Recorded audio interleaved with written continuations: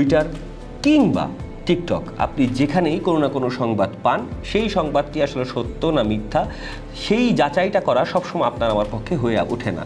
এবং অনেক ক্ষেত্রেই আমরা আমাদের বন্ধুরা কোনো কিছু শেয়ার করলে ধরে নিই যে এই বিষয়টি সত্য, এবং সেই সুযোগটি কাজে লাগিয়ে গত 5-7 বছরে সামাজিক যোগাযোগ মাধ্যমকে ব্যবহার করে গুজব ছড়ানো, গুজব তৈরি করা এবং সে তার মাধ্যমে আয় করা, এর সবগুলোই এখন নতুন কিছু নয়। এবং সেই সব গুজব অনেক ক্ষেত্রেই সেটিকে সত্যতা করতে, মানে সত্য প্রমাণ করতে গণমাধ্যমকেই ব্যবহার করা হচ্ছে। গণমাধ্যমের লোগো বা গণমাধ্যমের যে গ্রহণযোগ্যতা রয়েছে মূলধারার গণমাধ্যমের, সেটিকে ব্যবহার করা হচ্ছে। এবং ভয়ঙ্কর সত্য হলেও বাংলাদেশে গত 1 মাসে, মানে মে মাসে যতগুলো গুজব তৈরি হয়েছে, যতগুলো ভুয়া সংবাদ তৈরি হয়েছে, তার মধ্যে যিনি সবচেয়ে বেশি গুজব, অপপ্রচার কিংবা ভুয়া সংবাদের শিকার হয়েছেন তিনি বাংলাদেশের প্রধানমন্ত্রী শেখ হাসিনা। এবং এই কোরবানি ঈদকে সামনে রেখে শেখ হাসিনার একটি ছবি ব্যবহার করে গণমাধ্যমের ফটো কার্ড, যেটি আপনি সংবাদের শুরুতে দেখতে পারেন, কোনো একটি নিউজে শুরুতে একটা ছবি দিয়ে যখন পোস্ট করা হয় যে এই এমন ঘটনাটি ঘটেছে, আপনাকে আপডেট রাখতেই গণমাধ্যমগুলো এই ছবি বা পোস্ট কার্ডগুলো তৈরি করে, সেগুলোকে ব্যবহার করা হয়েছে। এবং ব্যবহার করে বলা হয়েছে ঈদে আসলে বোনাস দেওয়া হবে, এবং সেই বোনাসটা আসলে যে খুব কম টাকার এমন নয়, 30,000 টাকা বোনাস দেওয়া হবে এবং বিকাশের মাধ্যমে তা দেওয়া হবে, এমন দাবি তোলা হয়েছে। আমার সামনে এমন উদাহরণ রয়েছে, জান্নাতুল মাওয়া, ফারিয়া টুম্পা, বিকাশের অফার, এরকম পেজ দিয়ে আসলে এরকম তালিকা করা হয়েছে, যেসব পেজে আপনি যদি ক্লিক করে ঢুকেন তাহলে আপনাকে একটি ফর্ম পূরণ করতে হবে এবং যেখানে আপনাকে বিকাশ পাসওয়ার্ড বা পিন দিতে হবে। শুধু বিকাশ না, নগদের জন্য সেটি হতে পারে, যে কোনো মানি ট্রান্সফার যারা আসলে ব্যবসা করছেন মোবাইল ফিন্যান্সিংয়ে, তাদের ব্যবহার করা হয়েছে। এবং আমাদের সাথে কাজ করে, আমরা 1 টাকার খবর সবসময় ফ্যাক্ট চেক করে নিউজ দিই এবং আমরা সবসময় সংবাদের সত্যতার সোর্স আমরা বলে থাকি। আমাদের সাথে রিউমার স্ক্যানারেরও এই বিষয়ে কথা হয়েছে, এবং রিউমার স্ক্যানার আমাদেরকে যেই তথ্য দিয়েছে, রিউমার স্ক্যানার বাংলাদেশের গুজব নিয়ে, সত্যতা নিয়ে, সংবাদে যাচাই বাছাই নিয়ে কাজ করে, আমরা তাদের সাথে কাজ করি। তারা অন্ততপক্ষে 20টি অ্যাকাউন্ট পেয়েছে, ফেসবুক অ্যাকাউন্ট, যে অ্যাকাউন্টের মাধ্যমে আসলে এই কাজগুলো করা হয়েছে। এবং এই বিজ্ঞাপনগুলো, এই যে অফার ঈদকে ঘিরে 25 থেকে 30,000 টাকা আপনি পাবেন, গ্রাহককে দেওয়া হবে, যে এই ফর্মটি পূরণ করা হবে মাননীয় প্রধানমন্ত্রীর পক্ষ থেকে, সেটি আসলে দেওয়া হচ্ছে। এই যে গুজবটি ছড়ানো হয়েছে যে 20টি অ্যাকাউন্ট থেকে, সেই 20টি অ্যাকাউন্টের সিংহভাগ অ্যাকাউন্টের অ্যাডমিন ইন্দোনেশিয়ার, কম্বোডিয়ার এবং বাংলাদেশের হুমায়রা হিমু, মিম জারা, আয়েশা তাসনিম, এই তিনটি নাম আসলে, এবং জান্নাতুল প্রিয়া, জান্নাতুল মিম, নূর আয়েশা এবং সাদিয়া আফরিন, এই 6টি নাম যে অ্যাকাউন্ট পাওয়া গেছে, তাদের অ্যাডমিন আসলে বাংলাদেশে বসেই এটি আসলে ফেসবুকে বুস্ট করেছেন এবং তারা ফেসবুকে এটি বুস্ট করে প্রচার করেছেন যাতে আপনার চোখের সামনে বেশি আসে এবং আপনি যাতে সেটিকে বিশ্বাস করেন। সেই জন্য দেশের প্রতিষ্ঠিত 2টি গণমাধ্যম, ইন্ডিপেন্ডেন্ট এবং RTV,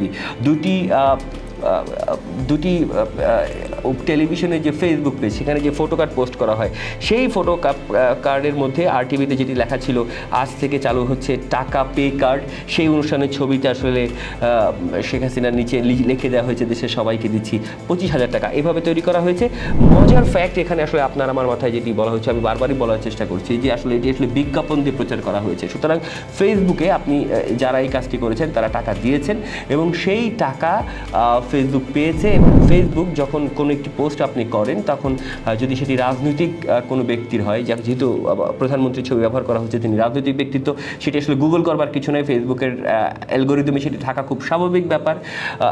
তার যে ছবি ব্যবহার করা হয়েছে এবং সেইখানে যে বুস্ট করা হয়েছে, সেই বুস্টে রিউমার স্ক্যানার দাবি করছে ফেসবুক যে একদম কম কামাই করেছে, তাও কিন্তু না। ফেসবুক এই ঘটনায়, শুধুমাত্র এই গুজবটি ছড়ার ক্ষেত্রে বাংলাদেশি টাকায় 7,07,000 টাকা অন্ততপক্ষে ফেসবুকের মুনাফা হয়েছে। যদিও ফেসবুকের মেটাভার্সে আসলে এরকম কোনো সংবাদ যাওয়ার আগে, যেহেতু আপনি বিজ্ঞাপন দিচ্ছেন, একটা মিনিমাম, একদম ন্যূনতম একটা ভেরিফিকেশনের দরকার ছিল, যেহেতু যাকে নিয়ে এটি করা হচ্ছে তিনি একটি দেশের প্রধানমন্ত্রী। কিন্তু সেটি কিন্তু এই ক্ষেত্রে আমরা হয় নাই এবং ফেসবুক এই ডলারের যে বিজনেস, সেই ডলারের বিজনেসে ফেসবুক এই টাকাটি পেয়েছে। না পেলে এটি আসলে আপনার আমার ফিডে বিজ্ঞাপন হিসেবে আসার কোনো সুযোগ নাই। তাহলে ফেসবুককে বলতে হবে যে তাদের সার্ভারে বা তাদের ব্যবস্থাপনায় কোনো মেকানিজমে ভুল ছিল, যে কারণে আসলে এটি ছড়িয়ে গেছে।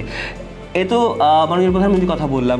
সবচেয়ে সহজ ধারণা আপনি যখন কোরবানির সময় আসেন যে এই গরুটি খুব সম্ভবত ইন্ডিয়ান গরু, এই গরুটি ভারত থেকে এসেছে, এবং সেই যে আপনার ধারণা, সেই ধারণাকে কাজে লাগিয়ে ফেসবুকে একাধিক অ্যাকাউন্ট থেকে আমাদের সামনে এই মুহূর্তে বিপ্লব মিডিয়া নামে একটি মিডিয়া আমি দেখতে পাচ্ছি, SOS, Omar Qayyum, MD Hasan, Mohammad Arshad Uddin, BK Babul, এরকম অ্যাকাউন্ট থেকে আসলে দাবি করা হয়েছে একটি ভিডিও দিয়ে, যে এই ভিডিওটি দেখানো হয়েছে যে অনেকগুলো গরু একটি সরু খাল পার করে যাচ্ছে, এবং সেই সরু খালটি আসলে বাংলাদেশ ভারত সীমান্তে, এবং ভারত থেকে আসলে বাংলাদেশে গরু আসছে কোরবানিকে সামনে রেখে। কিন্তু আপনি যদি খুব মনোযোগ দিয়ে ছবিটি দেখেন তাহলে আপনি দেখতে পারবেন যে একজন ঘোড়া চালক সেখানে বসে রয়েছেন, এবং ওই পাশের দৃশ্য এবং এই পাশের দৃশ্য, মানে বাংলাদেশ এবং ভারতের সাথে সেই দৃশ্য যে খুব বেশি মিল রয়েছে একেবারে সেটি না। মূলত ভিডিওটি কলম্বিয়ার, সেই ভিডিওটিকে ব্যবহার করা হয়েছে। শুধু যে দেশেই বিষয়টি এরকম হয়েছে এমন না, ভারতীয় দু একজন নাগরিকও আসলে এরকম ভিডিও শেয়ার করেছেন। মেহেদি ভ্লগ নামে একজন সেটি শেয়ার করেছেন, মনোজ গোস্বামী নামে একজন 2023 সালে এটি আসলে প্রথমবারের মতো পোস্ট করেছিলেন। তিনিও দাবি করেছিলেন যে ভারত থেকে আসলে গরু ভারতের থেকে বাংলাদেশ আসছে, যদিও ভিডিওটি আসলে কলম্বিয়ার। এই তো গেল দুটি ভিডিও। এবার আমি আপনাদেরকে শুরুতে বলছিলাম যে মূলধারার গণমাধ্যমকে ব্যবহার করা গুজব ছড়ানোর ক্ষেত্রে, সেই ক্ষেত্রে এই মাসে যদি আমি হিসাব করি তাহলে খুব সম্ভবত খুব স্পর্শকাতর একটি আলোচনায় পড়ে যাওয়ার একটা কৌশলেই হয়তো বা ছিল DBC, ঢাকা বাংলা চ্যানেল, প্রতিষ্ঠিত মূলধারার গণমাধ্যম, তাদের ফটোকার্ড ব্যবহার করে আসলে আরেকটি ফেক ফটোকার্ড তৈরি করা হয়েছিল, এবং সেখানে যুদ্ধাপরাধীদের দায়ে অভিযুক্ত দেলোয়ার হোসেন সাঈদী, তার নাম জুড়ে দেওয়া হয়েছে একটি গরুর নামের সাথে, এবং বলা হয়েছে যে এটি আসলে 2 লাখ টাকায় বিক্রি হয়েছে। সাধারণত মূলধারার গণমাধ্যম হোক বা যে কোনো গণমাধ্যম, আপনি যেহেতু চটকদার নিউজ জানতে চান বা আপনি চট করেই সব কিছু বুঝে নিতে চান, সে কারণে একটা ফটো কার্ড দেয় যাতে আপনার নজর থাকে। কেউ একজন হয়তো বা বলেন যে কোনো একটি গরুর নাম জায়েদ খান তিনি দেওয়া হয় কারণ, এবং সেখানে বলা হয় হয়তো বা যে একটি গরু ডিগবাজি খাচ্ছে, যে এটি আসলে জায়েদ খানের মতো ডিগবাজি খাচ্ছে। আমরা আমাদের ওই যে সেন্সেশন, সেই সেন্সেশনের জন্য আসলে মূলধারার গণমাধ্যম হোক যে কোনো গণমাধ্যমই হোক আপনাকে একটা স্নিক পিক দিতে চায়, চট করে বুঝে নিতে পারেন এই সংবাদের মধ্যে কী আছে। সেই ক্ষেত্রে এরকম ক্ষেত্রে অনেক গরুর নাম এবং তার দাম আসলে ফটো কার্ডে পোস্ট করা হয় আপনার আগ্রহের জন্য, কারণ আপনি অনেক গরুর নাম হয়তো বা গণমাধ্যমে শুনেছেন যেগুলোর আকার বড়, যেগুলো নিয়ে খুব হাইপ উঠেছে, যেগুলো ভাইরাল।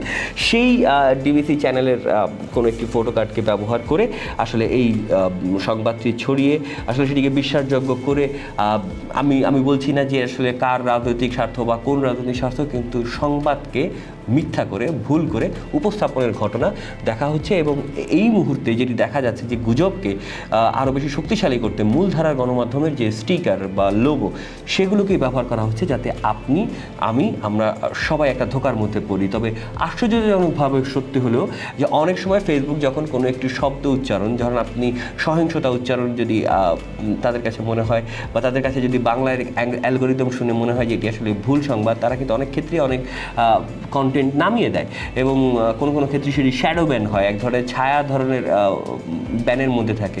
কিন্তু এরকম ভুয়া তথ্য বা গুজবের তথ্য, তারা AI জেনারেটেড তথ্য কিনা, ছবি কিনা, সেটির জন্য লেভেল দেওয়া হচ্ছে, কিন্তু এই যে ভুয়া তথ্য সেটির ক্ষেত্রে ফেসবুকের মেটাভার্স আসলে এখনও কতটুকু কী করতে পারছে সেটি আসলে প্রশ্নের সম্মুখীন। বরঞ্চ আমরা দেখতে পাচ্ছি ক্ষেত্র বিশেষে কোনো গুজব ছড়াতে ফেসবুক তার আয় বাড়িয়ে নিচ্ছে, বা ফেসবুক কোনো ক্ষেত্রে গুজব ছড়ানোর ক্ষেত্রে লাভবান হচ্ছে।